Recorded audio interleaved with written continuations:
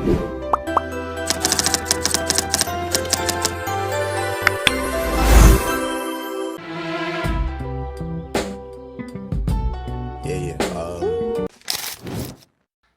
selamat datang di sini. Terima kasih karena sudah datang hari ini untuk kita ngobrol bareng. Sebelumnya, perkenalkan nama saya Bel. Saya merupakan konselor kesehatan reproduksi yang sudah 3 tahun berkecimpung di bidang ini. Nama kamu siapa? Oke Kak, halo Kak. Perkenalkan saya Vita. Oke, Vita. Vita lebih nyaman panggil aku kamu, saya kamu, atau beta kamu? Pakai beta kamu Kak. Oh, Supaya oke. lebih nyaman. Boleh. Nah, kalau dilihat-lihat hari ini cuacanya cerah ya, tapi kayaknya Vita kurang nyaman deh. Tapi san papa, untuk itu ini hari kita bakal ngobrol sama-sama. Vita bisa lebih santai dan tenang sa. Hari ini apa yang kita obrolkan san akan menyebar di mana-mana. Kita bisa mulai sesi konseling hari ini ya. Oke Kak. Oke, nah untuk itu apa yang bikin Vita datang konseling hari ini di sini? Ya Kak, beta nih sebenarnya bingung dan malu juga sih Kak. Beta mau bertanya tentang di lingkungan pertemanan nih, lingkungan pertemanan tuh banyak yang suka pacaran. Nah, sampai dong lakukan hubungan seksual. Tapi di antara dong tuh ada yang biasa sampai hamil, masih tetap lanjut sekolah. Nah, beta tuh bingung kenapa bisa beda-beda begitu. Padahal dong sama-sama sudah lakukan hubungan seksual. Terus beta juga pernah tanya beb mama. Nah, pas betanya, beb mama marah-marah. Bilang, bes mulai pikir yang aneh-aneh. Terus belum beb waktu untuk tahu tentang hal-hal yang begitu dong. Oke, jadi sekarang nih Vita lagi bingung dan juga kecewa ya. Bingung karena lihat banyak teman yang berhubungan seksual tapi ada yang hamil, ada yang san hamil. Terus kecewa karena coba tanya mama, tapi dapat jawaban yang benar dan malah dituduh-tuduh ya. Iya, beta kecewa. Padahal sebenarnya beta sampai ada maksud untuk yang kayak aneh-aneh begitu. Beta cuma penasaran dan sebenarnya tetap takut juga sih. Oh, oke. Vita punya keinginan untuk tahu lebih tentang kehamilan, tentang seks pranikah tuh sangat wajar. Justru bagus untuk Vita karena Vita tuh berarti peduli diri sendiri dan juga peduli lingkungan. Dan Vita punya hak kok untuk bisa tahu informasi yang benar tentang itu. Nah, oleh karena itu sebenarnya Vita mau tanya, Vita bingung dan takut tuh lebih ke apanya gitu? Iya Kak, beta nih sebenarnya takut karena takut beta lakukan kesalahan yang bikin beta menyesal. Terus beta justru tahu karena sampai itu kehamilan tuh bisa terjadi. Nah, ada kawan yang bilang intinya jangan sampai masuk. Itu aman kalau sampai masuk. Tapi beta juga masih ragu.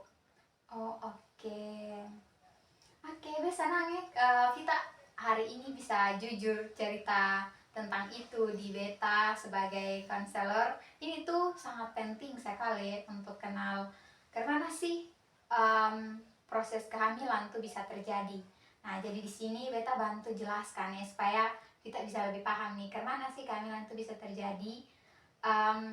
Jadi kehamilan tuh bisa terjadi kalau ada sel telur dan sel sperma yang ketemu. Nah, biasanya ini pertemuan antara sel telur dan sel sperma nih melalui hubungan seksual kayak yang tadi saya bilang tuh. Tapi hubungan seksual yang penetrasi atau yang masuk kayak Vita Bukaan tadi bilang tuh. Nah, tapi walaupun sampai masuk walaupun sampai penetrasi, ada kemungkinan untuk bisa terjadi kehamilan. Karena itu kalau misalnya sel sperma yang dikeluarkan itu ada di sekitar vagina, itu ada kemungkinan walaupun kalau orang bilang kayak 1 dari 10 atau kayak sedikit saja kemungkinan, tapi itu mungkin untuk bisa terjadi. Beta paham sekarang pasti Vita ini ada di dua sisi ya, kayak teman-teman ada bikin sesuatu dan Vita pasti penasaran kan, tapi Vita juga sendiri mau ambil resiko. Itu pasti bikin kamu bingung dan was-was ya. Ah, iya kak, beta takut juga karena takutnya orang tuh menganggap beta kayak kayak aneh, terus terlalu kudet yang tahu apa-apa. Nah beta tetap takut salah ambil jalan, takut salah pilih jalan kak. Oke, itu perasaan takut orang anggap kudet, sonde update begitu tuh sangat wajar ya, apalagi kita masih remaja, kita pastinya mau untuk bisa fit in dalam pergaulan toh. Tapi dia sangat apresiasi karena kita seberani jujur, seberani datang dan tanya di sini. Jadi sebenarnya di sini tuh Vita justru lebih maju dari teman-teman. Kenapa? Karena kita sudah dapat pengetahuan langsung dari sumber yang terpercaya toh, daripada dengar teman, dengar mitos yang akhirnya nanti bikin kita salah jalan. Oke, jadi dari ketompo obrolan tadi tuh sekarang nih kita ada di fase ingin tahu, bingung tapi takut juga kan, karena mau tahu tentang kehamilan, mau tahu tentang karena ini seks pranikah bisa menyebabkan kehamilan dan lainnya. Sudah coba tanya di orang tua, tapi orang tua justru belum berani untuk kasih tahu. Nah sebenarnya tuh seks pranikah tuh dia resiko tuh bukan cuman kehamilan sah. Oh bukan cuma kehamilan sah kak, kalau selain kehamilan apa lagi kak? Jadi kalau seks pranikah tuh dia salah satu resiko yang bisa terjadi tuh resiko infeksi menular seksual. Nah ini infeksi menular seksual nih, dia hanya menular kalau ada hubungan seksual. Kalau tadi kehamilan kan hubungan seksual yang ada penetrasi toh di vagina, baru bisa terjadi kehamilan. Kalau ini infeksi menular seksual, dia tuh bisa terjadi karena hubungan seksual yang oral lewat mulut, atau vaginal lewat vagina, dan juga anal atau lewat lubang pantat.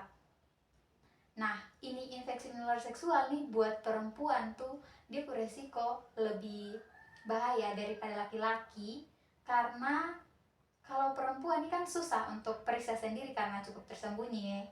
Nah itu tuh bisa bikin kita terlambat periksa, karena biasanya infeksi menular seksual untuk perempuan tuh dia pun gejala yang ketong rasa tuh biasanya tuh kayak sampai terlalu ketong rasa begitu tuh, apalagi kalau orang awam.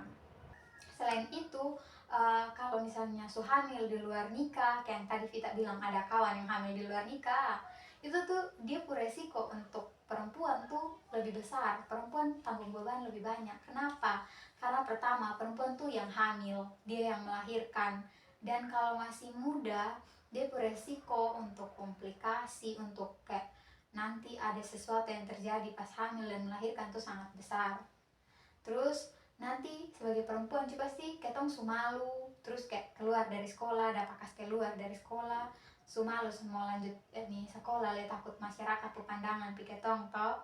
Terus nanti kayak ketong keluar dari sekolah masih muda-muda nih, bingung mau kerja ke mana untuk menghidupi ketong pu anak di masa depan. Nah karena itu kehamilan tidak diinginkan, KTD kalau kita biasa sebut tuh, dia resiko sangat besar yang bisa mempengaruhi bukan cuma sekarang tapi untuk masa depan juga. Oleh karena itu beta sangat apresiasi Vita pu keberanian, karena seberani datang dan tanya di sini. Ini tanda kalau Vita memang bertanggung jawab untuk Vita pu diri sendiri, untuk Vita pu orang tua, dan untuk Vita pu masa depan. Nah ketong pu sesi untuk ini hari cukup sampai sini. Kira-kira masih ada kosan yang Vita bingung atau kurang paham mau tanya le? Sana ada le kak, secukup lumayan banyak yang berdapatin hari. Oke, puji Tuhan ya. Kalau gitu ketong pu sesi selesai hari ini.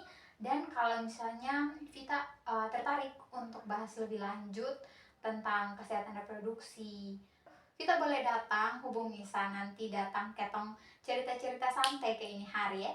Oke Kak, makasih Kak. Oke, makasih. Sampai jumpa ya. Hati-hati di jalan. Bye-bye. Terima Bye-bye. kasih.